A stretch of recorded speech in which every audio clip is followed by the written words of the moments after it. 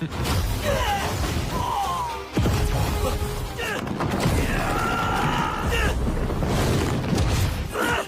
慢了。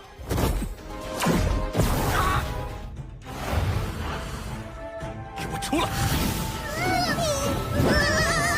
前有我一魔大怒重兽的气息。神杀，啊，别叫怒，老大好听。这叫一点点。剑指玉界。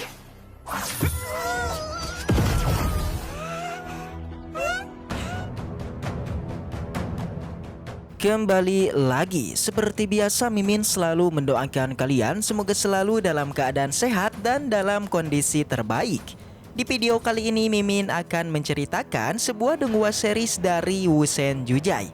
Dan bagi kalian yang mungkin baru gabung, Mimin saranin untuk nonton bagian sebelumnya dulu. Linknya ada di deskripsi. Tak berlama-lama, langsung aja kita masuk ke isi ceritanya.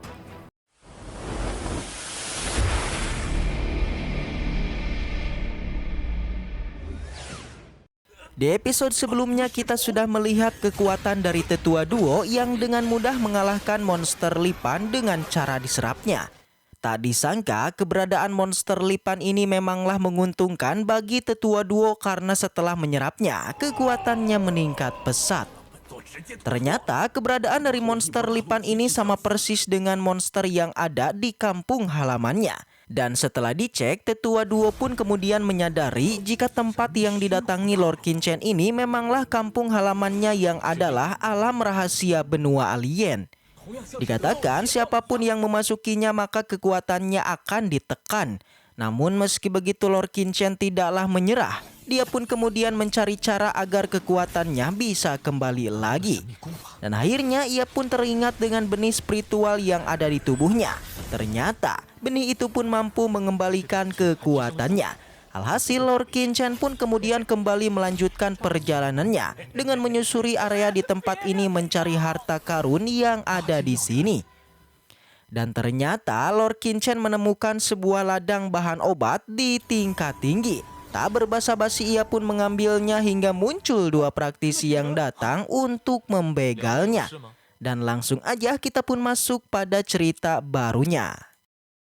Di saat itu kedua praktisi bernama Wang Chao dan Yalin dengan berani datang menghampiri Lord kita.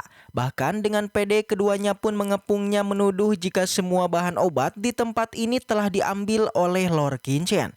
Oleh karena itu kedatangan mereka ini meminta Qinchen untuk menyerahkan semuanya. Karena mereka yakin sedari tadi di tempat ini ada sebuah kebun obat dan ketika mereka sampai, obat-obat tersebut telah menghilang dan pasti Lord Qinchen lah yang mengambilnya. Wang Chao pun mulailah mendekati Qinchen dengan bilang jika Qinchen mau menyerahkannya, maka dia akan menjadikan Qinchen temannya, namun jika tidak, maka kematianlah yang akan menjadi jalannya. 这个朋友，不然不但没了药，连命都没了。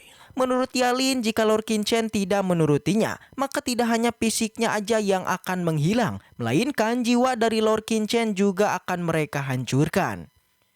Jelas ancaman tersebut tidaklah membuat Qinchen takut. Justru ia sudah menganggap ketika mereka mendatanginya, maka mereka sudah dianggap mayat. Dengan tegas, Lord Qinchen bilang tidaklah pantas keduanya berani mengancamnya, yang justru mereka harus menghormati dirinya. Sontak mendengar itu, keduanya pun menjadi marah dan kini bergerak langsung menyerang Qinchen. Namun jelas serangan ini tidaklah mempan pada Lord kita. Terbukti alih-alih mengenai dirinya, serangan ini malah berbalik pada keduanya yang kini saling beradu membuat keduanya pun kesakitan. 那两位还是别给秦某面子好了。 Baik Yeli dan juga Wang Chao mereka tidak menyangka jika Lord Qinchen memiliki teknik menghilang. Mereka belumlah menyerah dan kini Wang Chao kembali maju untuk menyerang Qinchen dengan tinjuannya. Yang bahkan si Yelin juga datang dari belakang dengan serangan kakinya. Akan tetapi kembali serangan dari kedua kerocok ini tidaklah mempan, yang bisa dilihat Lord Qinchen menahan serangan itu dan membalikannya. Masih aja Wang Chao belumlah menyerah, bahkan dia tidak percaya kalau dirinya tidak bisa mengalahkan Qinchen yang hanya praktisi dunia bawah.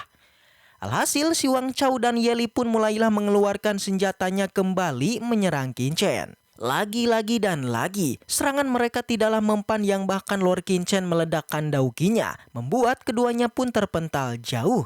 Dan kinilah giliran Lord Qingchen untuk menyerang. Dengan sekejap tubuhnya pun menghilang dan seketika berada di belakang Wang Chao dan menebasnya. 吓死你的贱民而已。一道杀剑， Melihat ini, Xielin menjadi panik itu karena rekan setimnya telah meninggal berubah menjadi debu. Tentu aja, sebagai rekannya, Xielin ingin membalas Lord Qingchen dengan kini mengeluarkan proyeksi raksasa dan menebas Qingchen.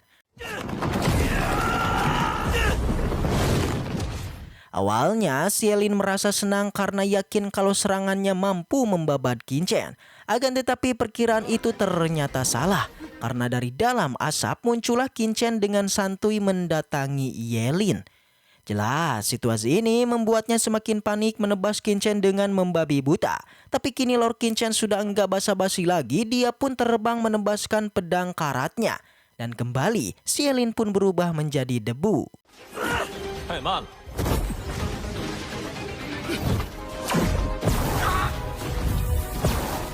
Setelah mengalahkan kedua keroco, Lord Qingchen pun bilang jika hanya memiliki kekuatan seperti ini maka mustahil untuk merampoknya. Tiba-tiba di sana Lord Qingchen pun merasa ada yang aneh dari dalam cincin penyimpanannya, segera dia pun mengeceknya. Ternyata tanpa diduga di dalam cincin penyimpanannya semua serangganya keluar dari labu gioknya. Yang bahkan selain itu di dalam cincin penyimpanannya, Lord kita juga melihat adanya makhluk aneh yang sedang menggerogoti sebuah bahan obat. Menyadari hal itu, Lord Qingchen pun mengeluarkan semua serangga, begitupun dengan dua makhluk aneh ini. Ternyata kedua makhluk ini adalah semut dan juga monster kecil bermata satu. 给我出来！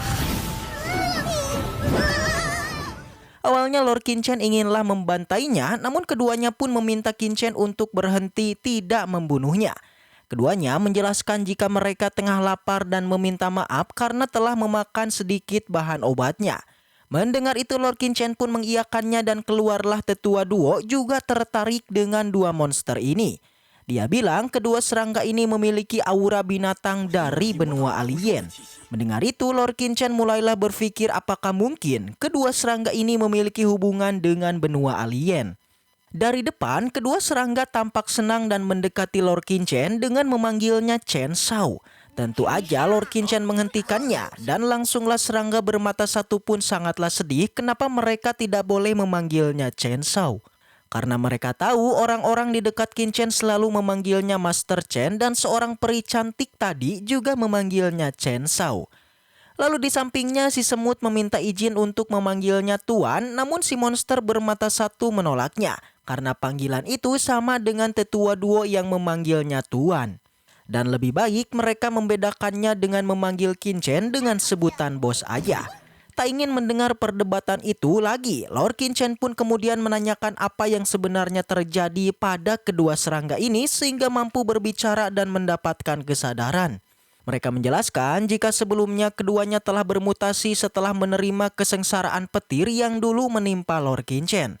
Lalu mereka juga tidak menyangka jika setelah kebangkitannya mereka pun merasa lapar dan memakan semua bahan obat milik Lord Qingchen. Jelas mendengar itu Lord Qingchen sedikit marah karena kedua monster ini sudah menghabiskan sebagian dari semua bahan obatnya. 这叫一点点。 Meskipun begitu Lord Qingchen belumlah paham dengan keberadaan mereka yang secara tiba-tiba berada di dalam labu gioknya. Namun mereka tidak mengingatnya, yang ada mereka hanya ingat pas sudah bangun mereka sudah berada di dekat api teratainya yang sangat nyaman. Lalu Lord Qingchen menanyakan apa kekuatan dari mereka berdua. Tapi mereka tidak mengetahuinya dan alhasil demi bisa mengetahuinya Lord Qingchen pun mulailah mengeluarkan kekuatannya untuk menyerang kedua monster ini. 剑体御剑，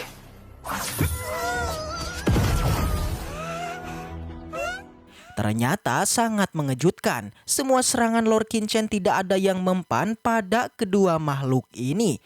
Dan setelah itu cerita pun bersambung. Tapi sebelum kita akhiri video kali ini, seperti biasa Mimin akan kembali bahas untuk spoilernya.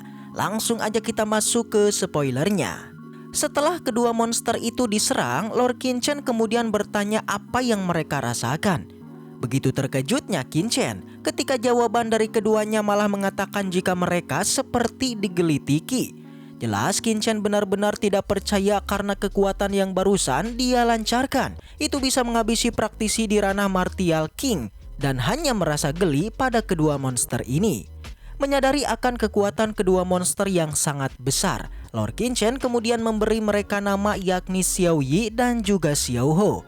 Mendengar itu keduanya pun merasa senang dan kembali masuk ke dalam labu gioknya bersama serangga lainnya. Lalu bagaimanakah kisah perjalanan lore kita selanjutnya? Jika penasaran, maka Mimin akan kembali bahas di hari Selasa. Baiklah, mungkin segitu aja untuk pembahasan kali ini. Semoga kita selalu diberikan kesehatan untuk mengawal donghua ini. Dan sampai jumpa di video selanjutnya.